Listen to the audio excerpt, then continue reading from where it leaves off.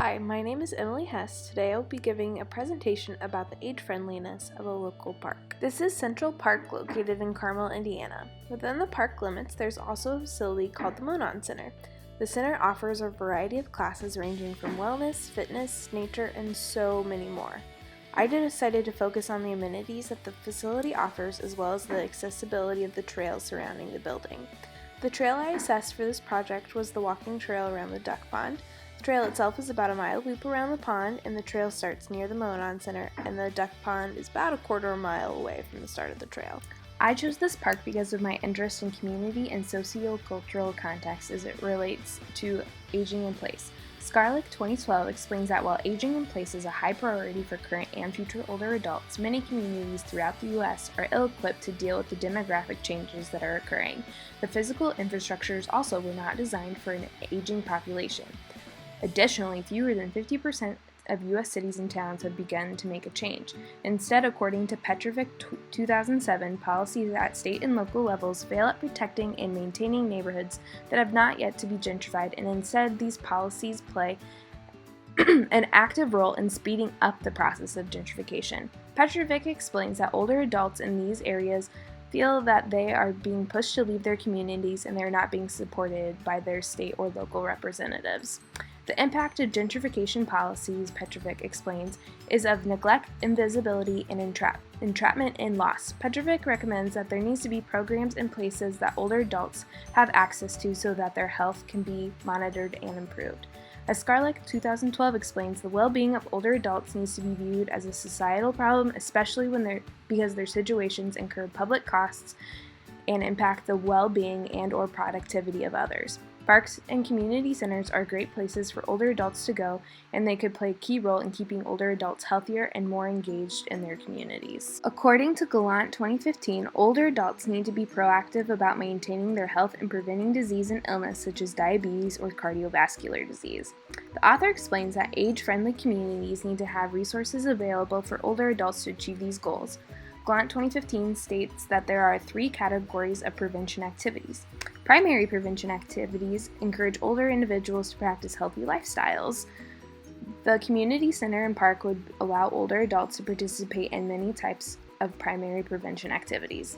However, Rowles and Teester 2015 state on page 209, a range of environmental barriers limit the ability of those who are frail to remain engaged in their communities. Such barriers reinforce segregation and exclusion. Therefore, it was imperative for me to address the barriers and supports at the park and community center because I needed to understand what could be improved to allow for more participation of older adults at the site. By assessing the outdoor spaces and social participation opportunities, I was able to address how well this park is able to support the health and wellness needs of older adults.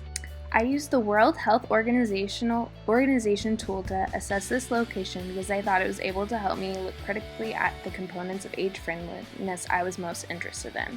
With this tool, I focused on outdoor spaces and buildings as well as social participation. The highlighted portions on the checklist are things that I saw present at the site when I went, as well as the information I was able to gather from their website. As you can see, there are things that need to be improved at this park. I would also like to mention that there are aspects on the unchecked boxes that were met, but part of the feature was not met. I will go into more detail about features that I saw or didn't see in the next few slides. First, I would like to discuss features that the Park and Community Center did not have based on the checklist. I would consider the lack of these features as being barriers for older adults.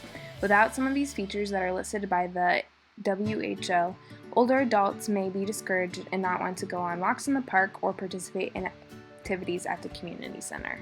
While the park did have benches on one side of the trail and near the playgrounds, one whole side of the trail around the pond did not have any seating.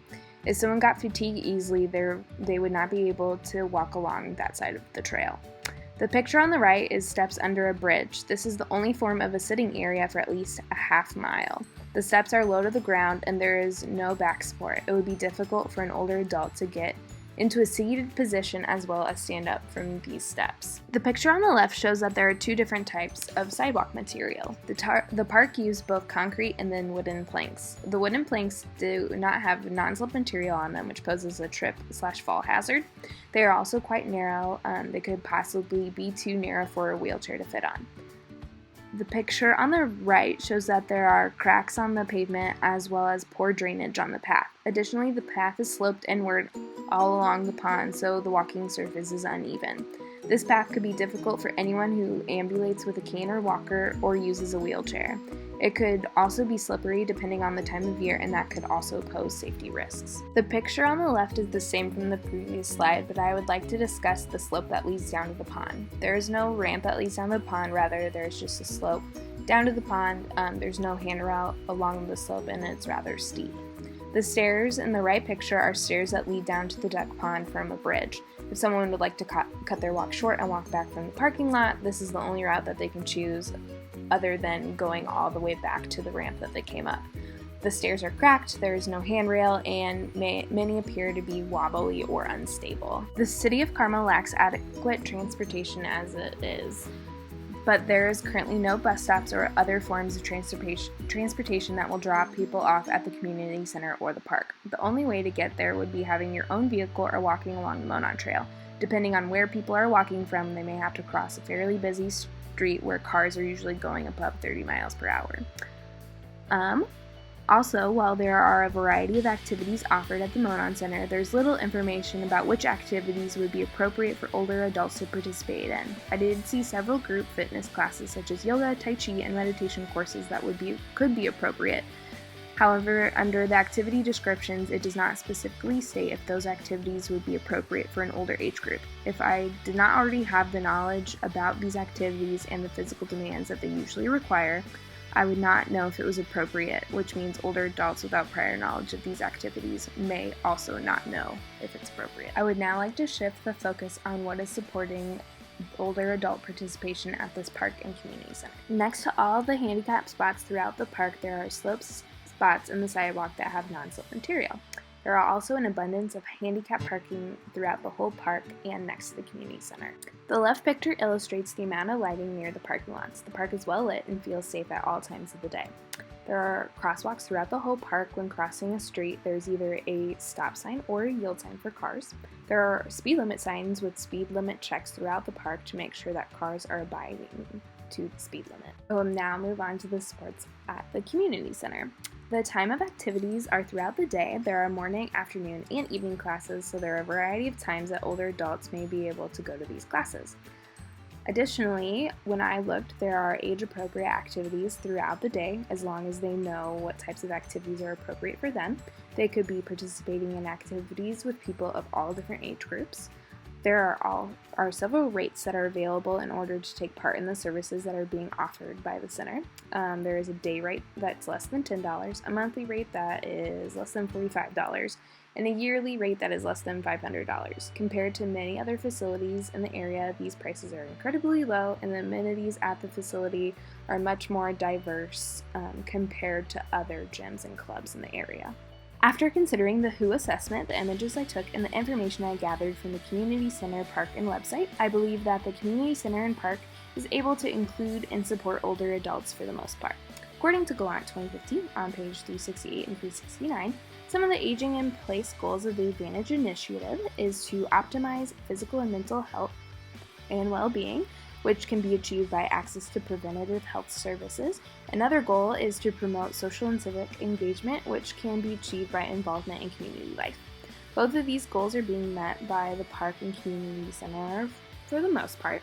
I think that this park would be a place that is accessible and safe for older adults to visit. I also think that the services and activities that are offered are appropriate for people across the lifespan. There are several things that I would recommend for the park and facility in order for it to be a more age-friendly place. There could be more specific descriptions for the types of activities that are being offered. It's important for people to know the physical requirements and intensity of a workout. They could feel intimidated if they don't know the level of difficulty of the activity. There needs to be non-slip surfaces added to the planks of wood on the walking trail, and the trail may need to be widened to accommodate for a wheelchair. There should be handrails added to the steps leading down to the pond, as well as maybe a handrail near the slope that goes down to the pond to minimize falls and risk of injury. More benches could be added on the one side of the pond that does not have any benches. Information about alternative transportation could be added to the website so that people without cars could get to the park. I've listed several changes that I deemed are the most important, but as always, there are probably many more things that could be changed to make this park even more age-friendly. There are several barriers to the changes I have listed. One barrier is cost. Some of the recommendations that I've made will cost money, and without the support of community leaders, it would be hard to receive that funding. Another barrier related to community support is the attitude of people in the community. According to Lanning and Scarlett on page 9 of their article, a structural barrier to developing age-friendly communities is the structural lag that stems from the attitudes and behaviors of the majority of Americans who have not prioritized aging friendliness within their communities. If the community does not support funding and added resources for older adults, it will be difficult for many of my suggestions to be possible.